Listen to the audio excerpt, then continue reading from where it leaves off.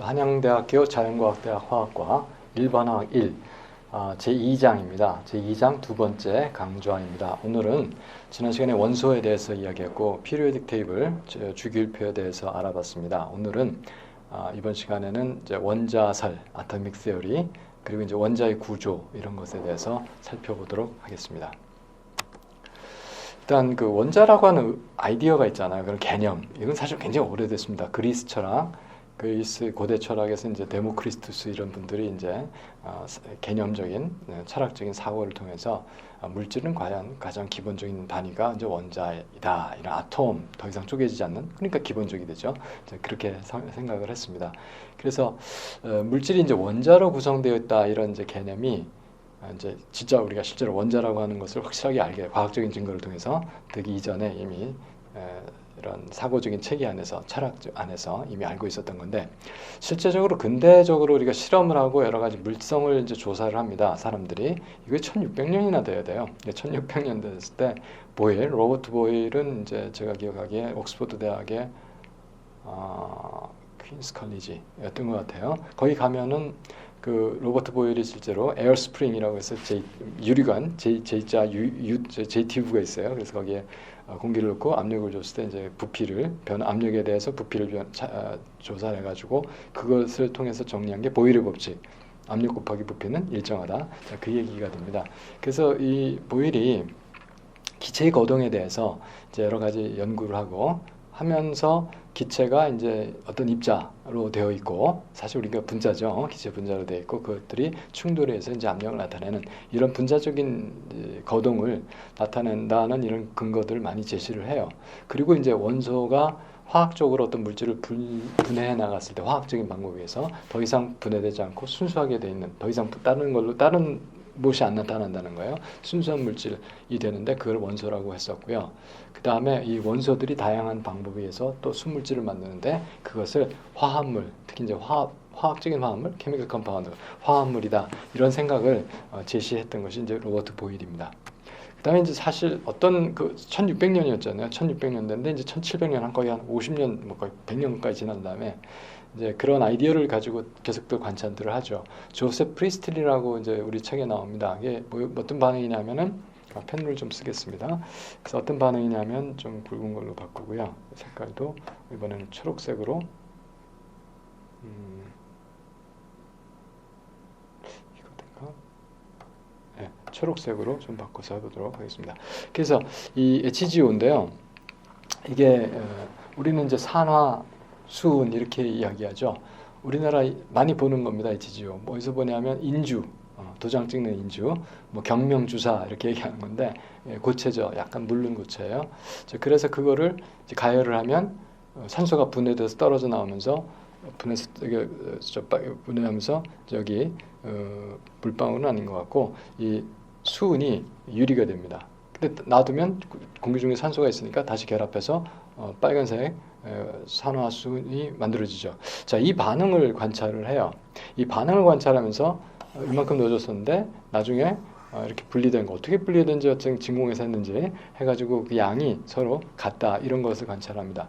이것은 사실은 라바즈에도 이런 생각들을 했던 것 같아요. 같은 반응이었다고 생각을 하는데 다른 교과서를 볼 적에 어떤 이런 산화수은의 분해 반응에서 질량이 보존된다. 처음 반응하기 전이나 분해가 됐을 때 양이 같다, 이런 얘기를 합니다.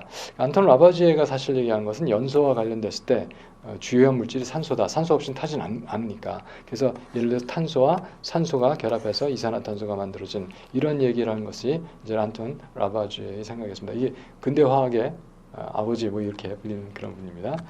자, 그래서 실제로 질량이 보존된다는 아이디어는 이제 우리가 실험을 통해서 우리가 검증을 할 수가 있어요.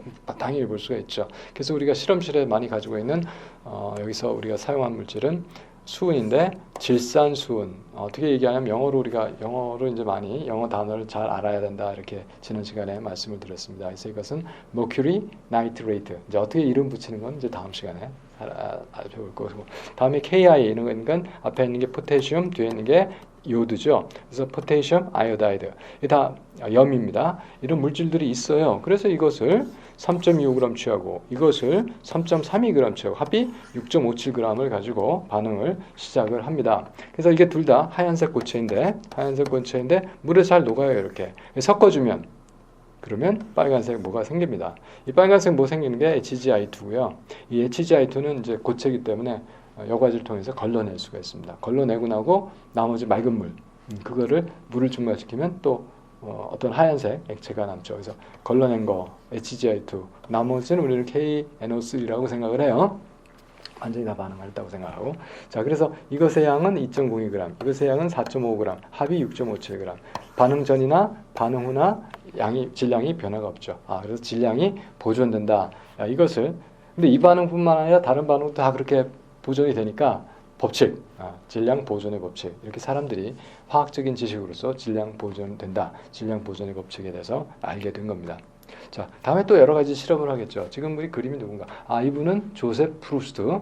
어떤 얘기를 했냐면, 근데 물질이 있어요. 이건 컴파운드예요. 화합물이에요. 화합물을 우리가 원소로 분리시켜요. 그러면 예를 들어서 여기서 예를 든 거는 뭐 물인데, 우리는 요새 H2O로 알고 있죠. 근데 이건 이제 H하고 뭐 O하고 이렇게 있는데, 이거 분리시키면 H2 생기고 O도 생겨요. 실제로는 H2 생기고 O2 생기겠죠. 원래는 H2O였겠죠. 그때 그런 그 원자적인 관계 잘 모를 때니까 원자설 전이란 말이에요.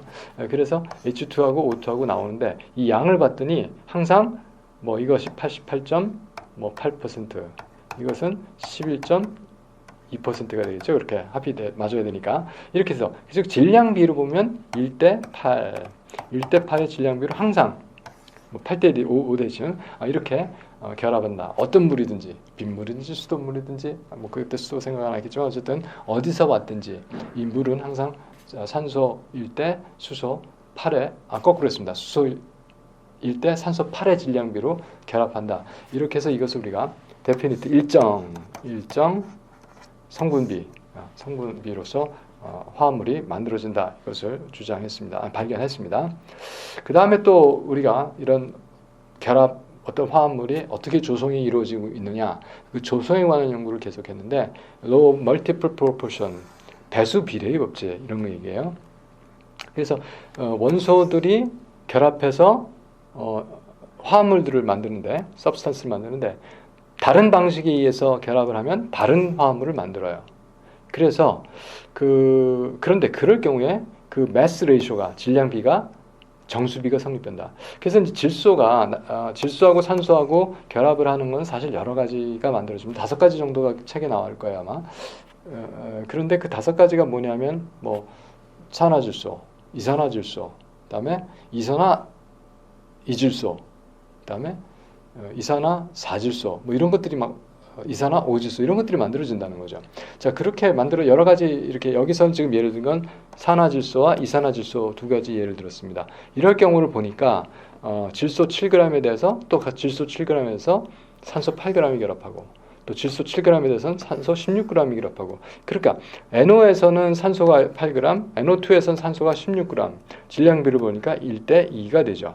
자 그런 식으로 봤을 때 이 어떤 일정량의 한 원소와 결합하는 다른 원소의 질량비에는 1대 2라는 이런 간단한 정수비가 성립한다. 이것을 배수 비례의 법칙 이렇게 얘기합니다. 이런 법칙들 질량 보존, 일정 성분비, 배수 비례의 법칙 이런 법칙들을 통해서 존 달턴이 드디어 1803년에 여러 가지 종합적인 의견을 내놓습니다. 종합적인 의견이라고 하는 것이 정리한 것을 우리가 원자설, 아토믹 세어리 이렇게 얘기를 하는데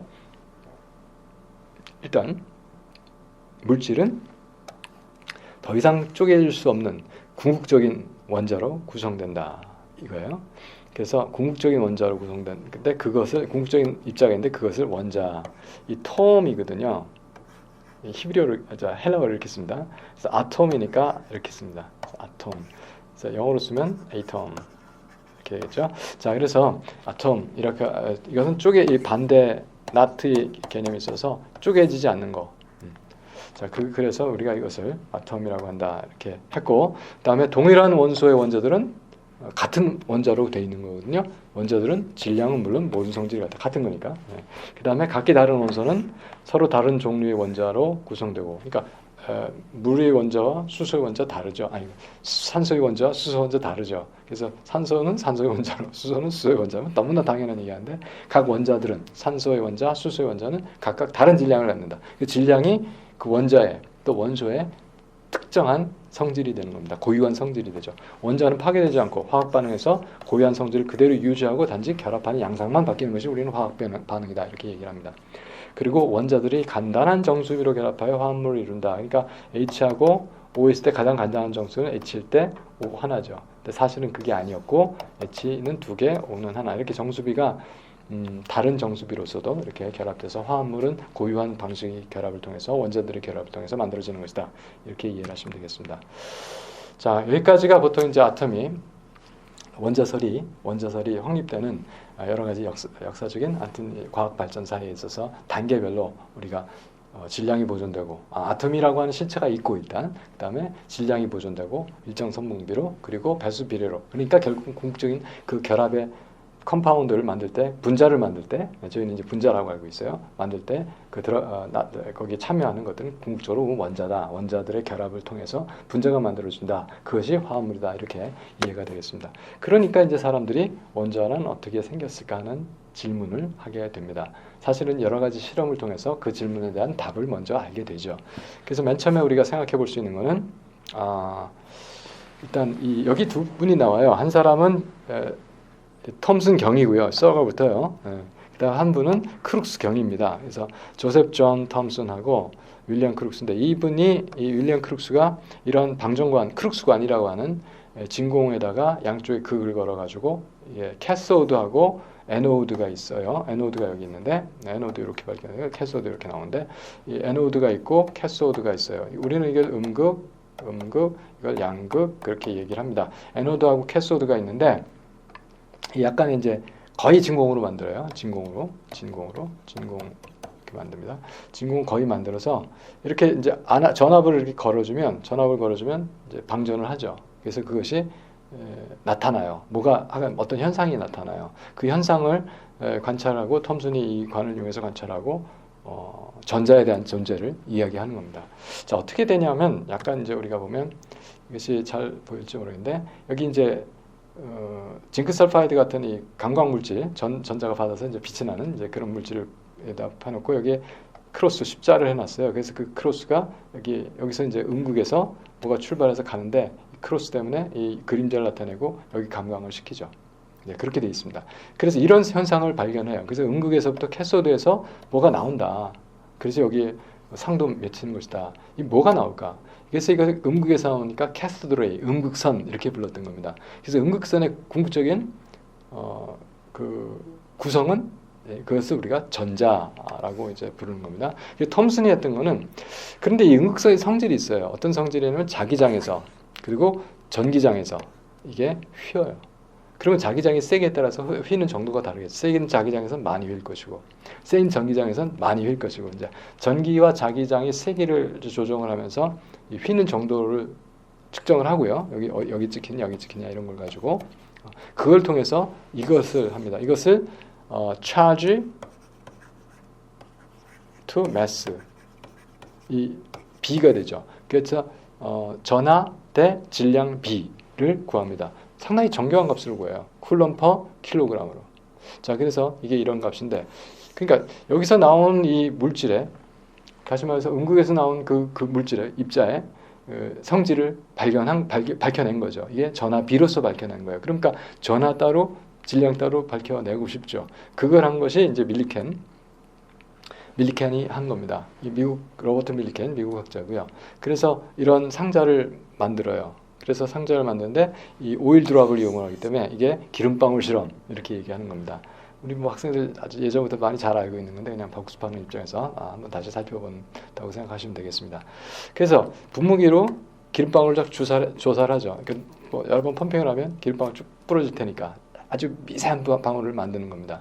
방울을 만들면 이게 기름방울이 되잖아요. 여기 그림이 있습니다. 그래서 그림을 갖고 방울이 돼서 이게 중력에서 떨어지죠.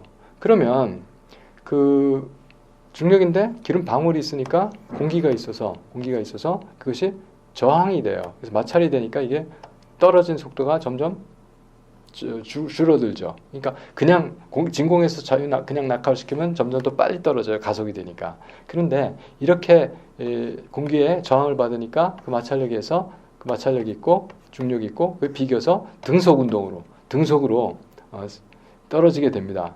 터미널 벨로시티라고 하는데 등속으로 떨어지게 돼요. 그걸 통해서 우리가 그 등속을 어느 속도인지를 측정해서 이것의 질량, 하나의 질량을 알게 돼요. 비름 방울에. 그 방울을 다 뭐 좀 무거운 건 여기 다 떨어지겠지만 이 조그만 구멍을 통해서 하나를 통과시킵니다. 그 통과시킨 것을 엑스레이로 조사시켜요. 엑스레이 조사되니까 엑스레이를 맞아가지고 이게 어떻게 되냐? 사진이 찍힌 게 아니고 엑스레이 맞으니까 이게 차지, 대전이 됩니다. 마이너스로 대전이 돼요. 자, 마이너스 대전이니까 이제 뭐 그 중량에 따라서 다르겠지만 어쨌든 전하를 띠게 되죠. 마이너스 전기를 띠게 되죠. 그런데 거기다 위에 플러스 밑에 아래 이렇게 전극을 대줍니다. 그 전압을 걸어주죠. 그러니까 마이너스로 대전됐으니까 내려오던 것이 이제 위로 힘을 받아서 못 내려오게 되죠. 그러니까 못 내려오는 게 아니라 딱 정지되게끔 이 전압을 조정을 해서 어떤 점에서 정지가 되는지 알 수가 있죠. 그러면 전하가 큰 거는 적은 전압으로 정지가 될 거고 작은 거는 전하가 작으면 좀 큰 전압으로 전하가 될 거니까 이것을 통해서 뭘 측정할 수 있어요? 이 전하가 얼마인지 측정을 할 수가 있는 겁니다. 자, 전하 측정을 했어요. 이 질량 측정을 했어요. 아니죠. 그걸 통해서 우리가 계산을 할 수가 있죠. 그래서 아까 질량은 기름방울의 질량이고 기름방울의 질량을 통해서 이 전하가 얼마인지 이 역학적인 관계에서 이 전하를 측정을 하게 됩니다.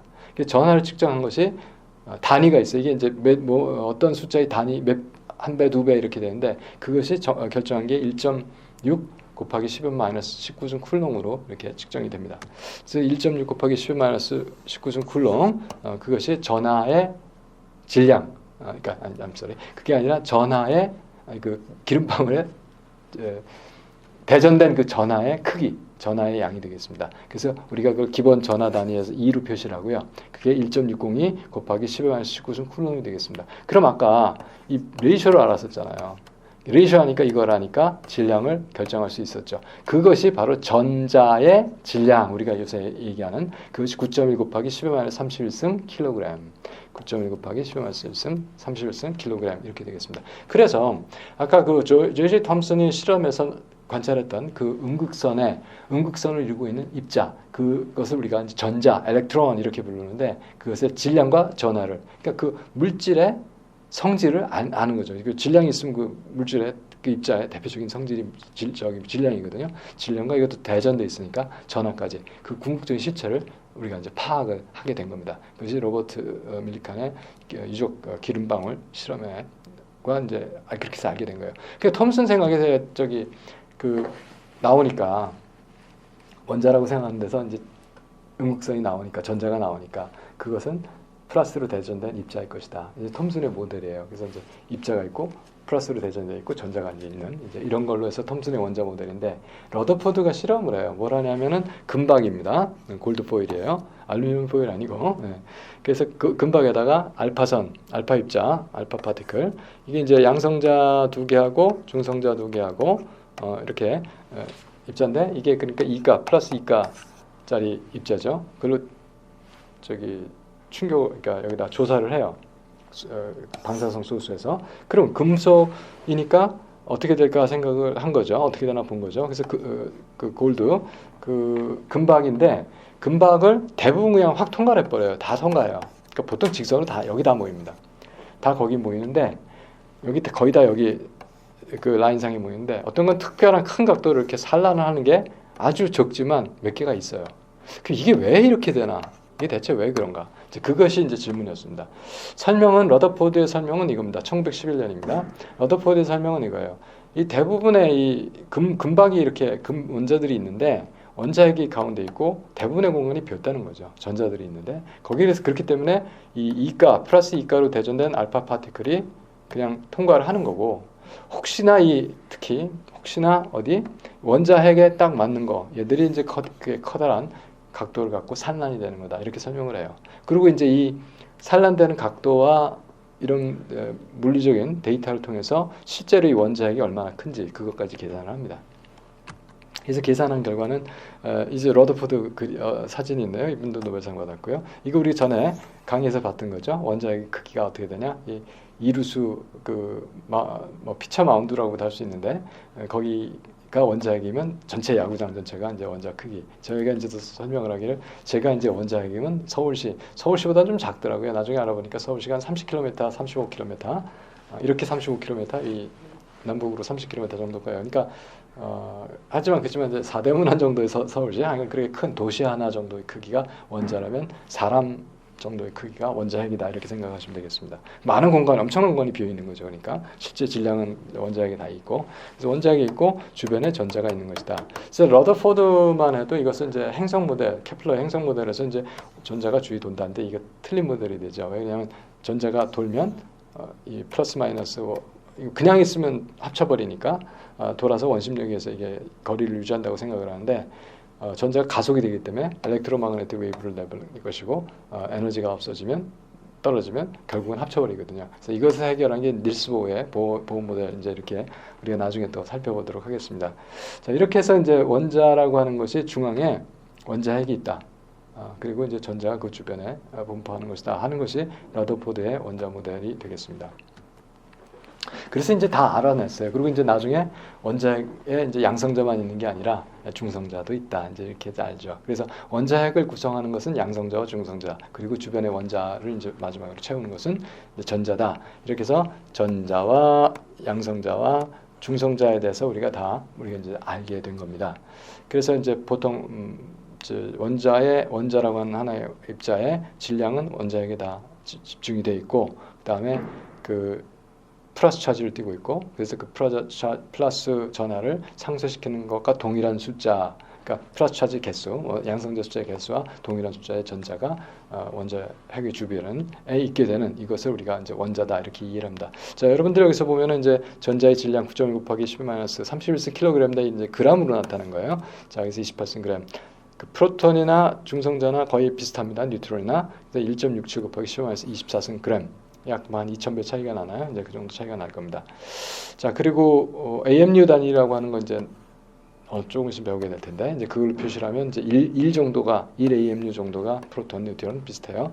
그다음에 이제 차지는 1.602 곱하기 10-19.9이 마이너스 차지로 된 게 전자, 이거 플러스 되는 게 같은 크기죠. 양성자. 이렇게 해서 우리가 원자를 이루는 입자들에 대한 성질을 알게 되었습니다.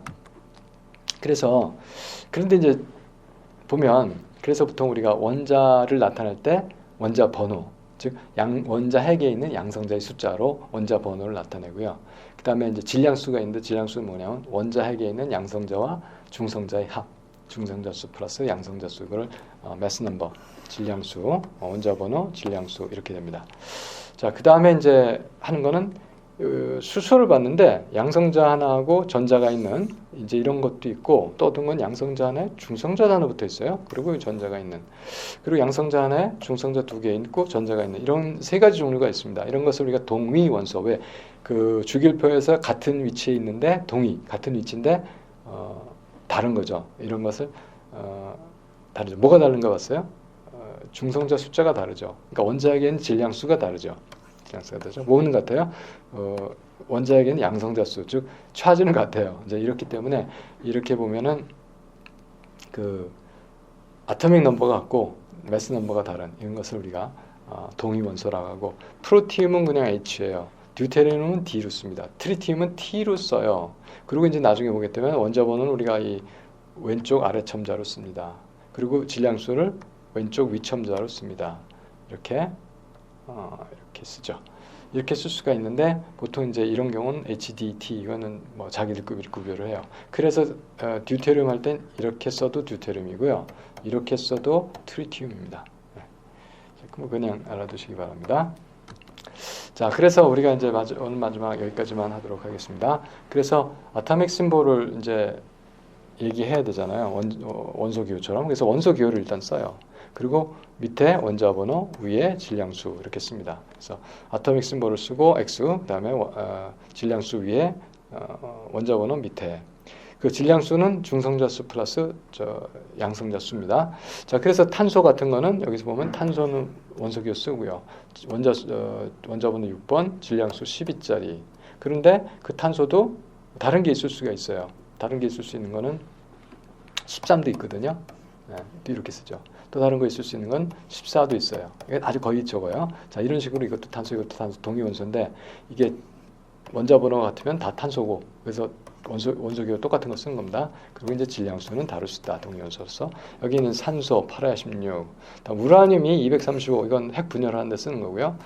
238도 있습니다. 뭐만 달라요? 질량수를 이렇게 표시했습니다.